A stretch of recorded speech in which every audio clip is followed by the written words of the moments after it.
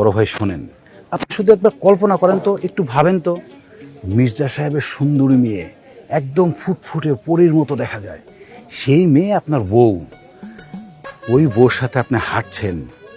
হ্যাঁ, চিন্তা করেন, চুলগুলা বাতাসে উঠছে, আপনার চুল নাই তো কি হয়েছে, ওই মেয়ের কি সুন্দর চুল দেখছেন, সেই চুল দেখে তো আপনার চুল না থাকার দুঃখটা একটু ভুলতে পারবেন।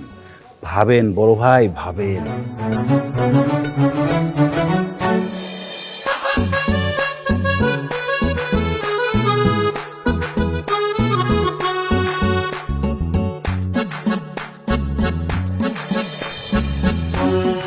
না, এই মাইয়ারই আমার লাগবে। আমি মির্জার মাইয়ারই বিয়ে করব। ছোট ভাই, তুই তো আমার একদম প্রেমিক বানায় দিস। এখন তুই আমার আরেকটু বুদ্ধি দে, মানে আমি কি করলে ভালো হইব, তুই যা করবি আমি তাই করব। উঠাই নিয়ে আসেন। কারে মির্জারে? দূর বা, সরি বড় ভাই, মিস্টেক।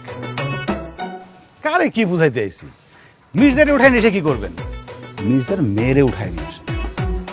ঠিক আছে, তুই আমার সাথে চল। তুই সাথে থাকলে আমি একটা বড় সব আয়। আপনি যখন বিপদে পড়ছেন, বড় ভাই হিসেবে করছেন, তো চলেন।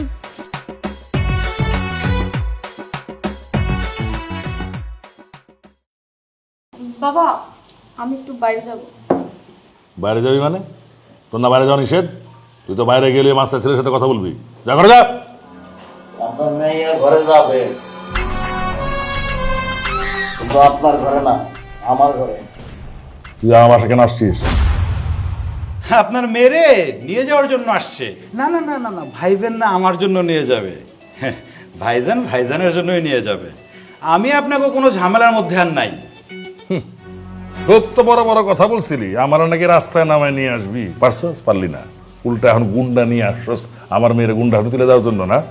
ভাইজান, আমি তো আসতেই চাই নাই, আপনি আমাকে আসতে বললেন, এখন দেখেন এসে আমাকে বকা শুনতে হচ্ছে। আমি গেলাম। দাঁড়া